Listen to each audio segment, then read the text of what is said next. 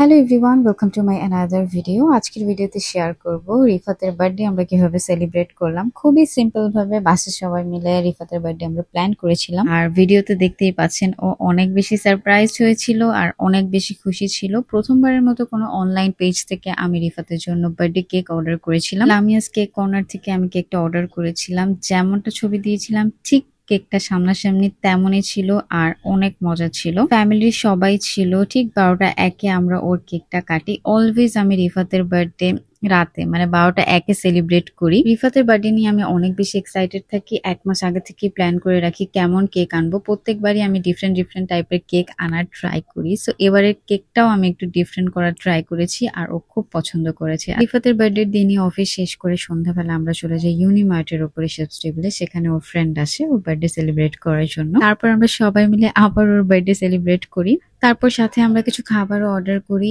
Indo চাইনিজের এই noodles বোলটা আমার কাছে খুবই ভালো লাগে, স্পেশালি ওদের এই স্প্রিং রোলটা অনেক বেশি মজা। টার্কিশ এই পিজাটাও অর্ডার করি, নামটা আমি ভুলে গিয়েছি। এই পিজাটাও খেতে খুবই মজা ছিল। আমরা একটু তাড়াতাড়ি বাসায় চলে আসি কারণ রিফাতের বার্থডে দিন সবাই একসাথে ডিনার করে বাসায় এই ফ্লাওয়ারটা রিফাতের বাবা ওর জন্য এনেছিল। প্রত্যেক জন্মদিনে রিফাতের বাবা ওর জন্য ফুল নিয়ে আসে। এখনো রিফাতের বার্থডের আরো একটা সেলিব্রেশন বাকি, যেটা আমি নেক্সট ভিডিওতে আপলোড করব। আজকের ভিডিও এখানেই শেষ করছি। Tata, by.